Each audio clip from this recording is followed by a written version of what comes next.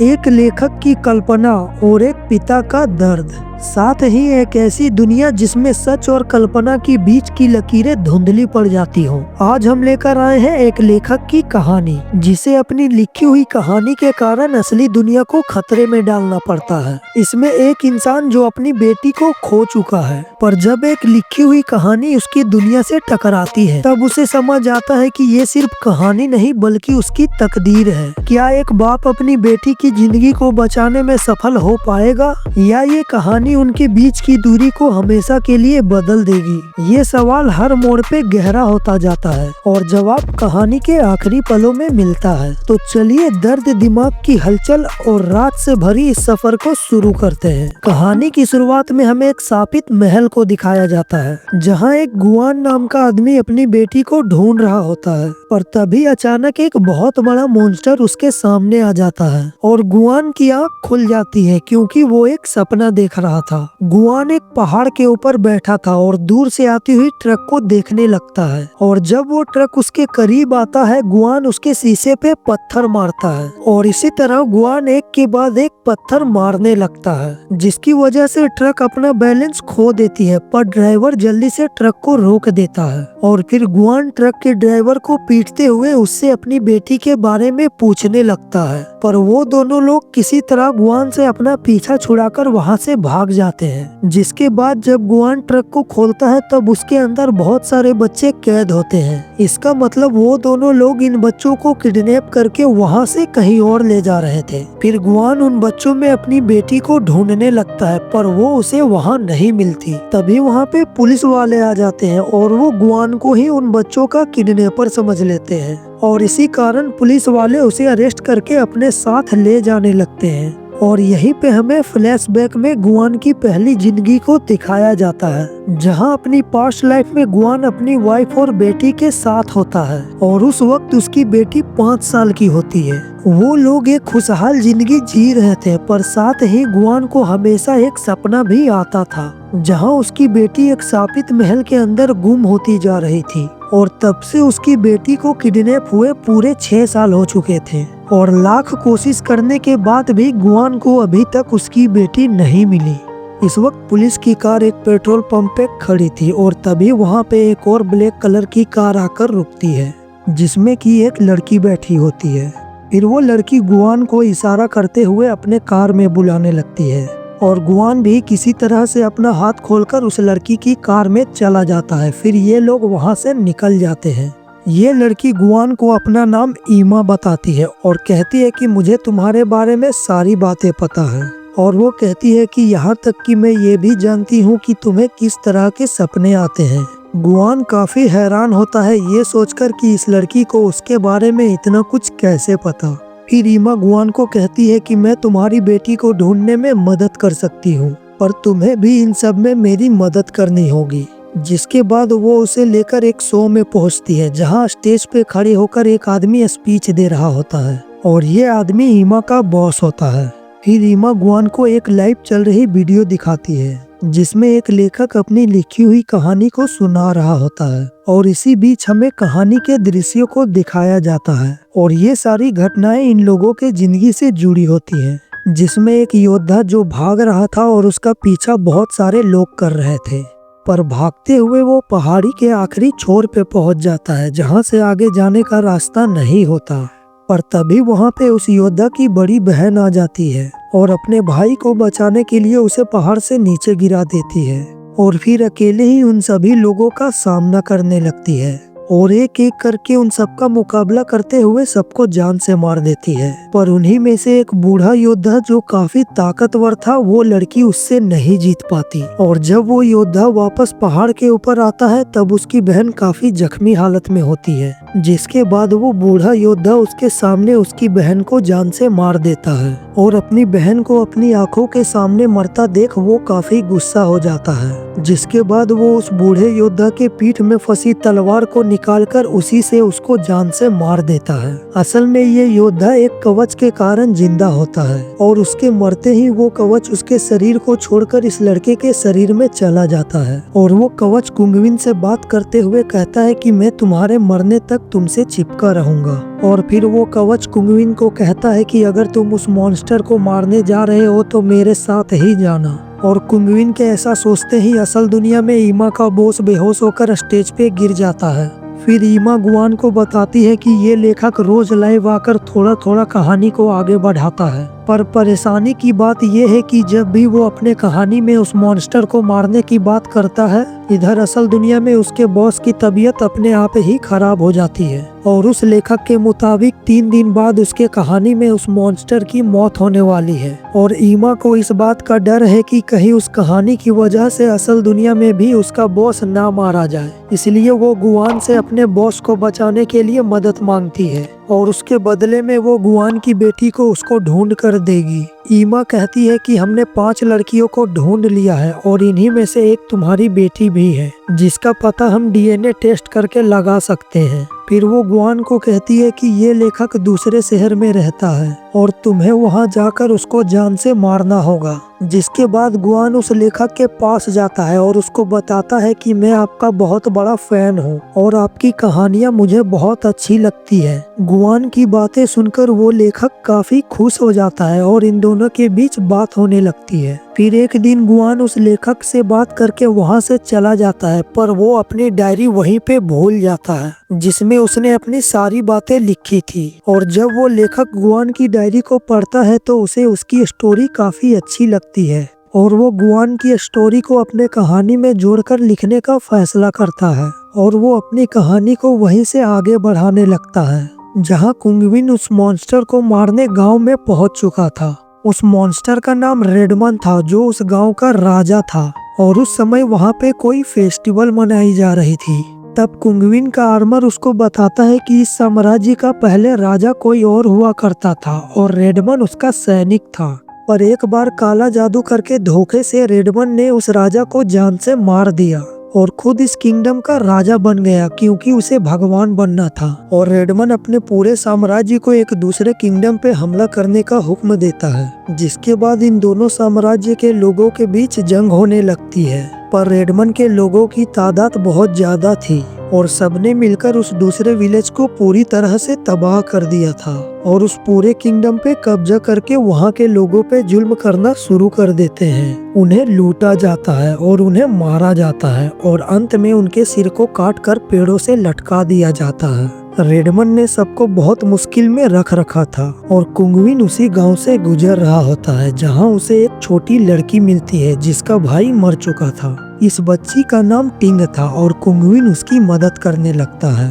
फिर अपने भाई को दफनाने के बाद वो बांसुरी बजाने लगती है और उस बांसुरी की आवाज सुनकर वहाँ पे रेडमन का एक सोल्जर आ जाता है और उस लड़की को बचाने के लिए कुंगविन उसको लेकर वहाँ से भागने लगता है, पर वो सोल्जर काफी तेज और ताकतवर था। कुंगविन बहुत कोशिश करता है उससे लड़ने की, पर उसके हमले का उस सोल्जर पे कोई असर नहीं हो रहा था और कुंगविन का कवच भी उसका साथ नहीं देता क्योंकि उस समय वो सो रहा था। और जैसे ही वो सोल्जर कुंगविन को मारने जा रहा होता है तभी उस लड़की के कहने पर वो सोल्जर रुक जाता है और उस लड़की के तरफ बढ़ने लगता है। पर जैसे ही सूरज ढलता है वो सोल्जर एकदम से अपनी जगह पे रुक जाता है। उसको देखकर ऐसा लग रहा था कि जैसे रात को उसकी शक्तियाँ काम नहीं करती हो। फिर कुंगविन उस लड़की को लेकर वहाँ से भाग जाता है। इसके बाद कहानी वापस से असल दुनिया में आती है और गुआन सोचता है कि अब वो इस लेखक को जान से मार देगा और गुआन उस लेखक को एक पत्थर फेंककर मारता है जिससे वो बेहोश होकर वहीं पे गिर जाता है।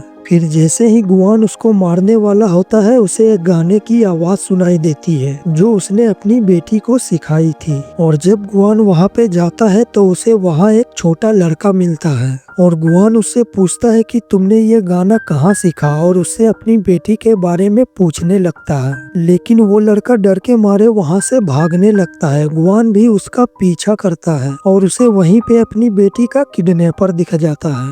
गुआन उसे पीटते हुए अपनी बेटी के बारे में पूछने लगता है तब वो किडनैपर बताता है कि मैंने गलती से उसको बेहोश करने वाली दवा का ओवरडोज दे दिया था, जिसकी वजह से उसकी मौत हो गई। जिसको सुनकर गुआन काफी गुस्सा हो जाता है और वो उस किडनैपर को मारने ही वाला होता है कि तभी वहाँ पे ईमा आ जाती है। जिसके बाद गुआन ईमा को कहता है कि मैं तुम्हारे काम को पूरा कर दूंगा, बस उस किडनैपर को मेरे हवाले कर दो। गुआन अपनी बेटी की मौत के खबर से काफी दुखी था और अंदर से टूट चुका था और ईमा को लगता है कि गुआन अब उसका काम नहीं कर पाएगा, जिसके वजह से वो भी काफी दुखी हो जाती है क्योंकि वो अपने बॉस को अपने पिता की तरह मानती थी और वो किसी भी हाल में अपने बॉस को मरने नहीं देना चाहती थी। जिसके अगले दिन गुआन वापस से उस लेखक को मारने उसके पास जाता है। उस लेखक को नहीं पता था कि उस पे किसने हमला किया था। फिर वो लेखक गुआन को बताता है कि मैंने तुम्हारे और तुम्हारी बेटी के बारे में अपनी कहानी में लिखा है और इस कहानी में जो बच्ची कुंगविन के साथ है वो तुम्हारी बेटी है और जो रेडमंड का सोल्जर उसका पीछा कर रहा था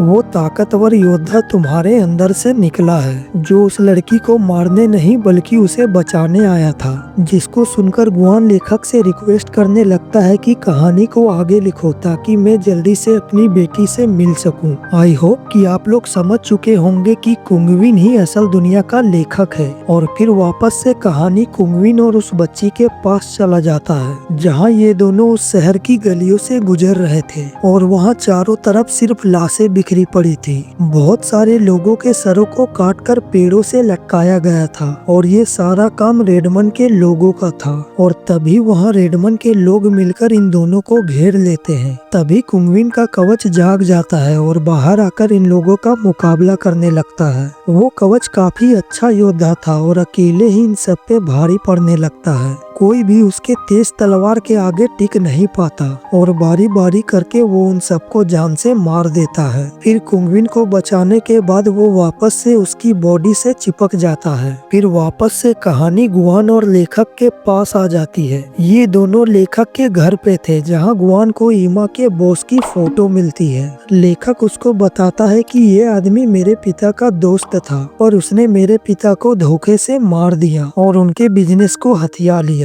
तभी बाहर ईमा खड़ी थी जो इन दोनों की बातें सुन रही होती है और अब वो समझ जाती है कि जिसको वो बचा रही थी वो कोई अच्छा इंसान नहीं है। जिसके बाद ईमा अपने बॉस को कहती है कि मुझे आपकी सारी असलियत का पता चल गया है और अब मैं इन सब में आपकी कोई मदद नहीं करने वाली। जिसके बाद ईमा के बॉस का आदमी उसको किडनैप कर लेता है और इधर अब गुआन को भी ईमा के बॉस के बारे में पता चल चुका था। जिसके बाद वो लेखक को लेकर एक सुनसान सी लाइब्रेरी में चला जाता है ताकि वहाँ पे वो लोग बॉस के आदमी से सेफ रह सके और लेखक अपनी कहानी को पूरी कर सके। पर वहाँ पे भी ईमा के बॉस के लोग आ जाते हैं और गुआन उनसे निपटने चला जाता है। इधर लेखक अपनी कहानी को लिखना जारी रखता है जहाँ कुंगविन उस बच्ची को लेकर रेडमैन को मारने उसके महल के अंदर तक पहुँच चुका था। फिर जब वो लोग और अंदर जाते हैं तब वहाँ रेडमैन के सारे सोल्जर सो रहे होते हैं क्योंकि ये समय रात का था और रात को उनकी ताकत काम नहीं करती।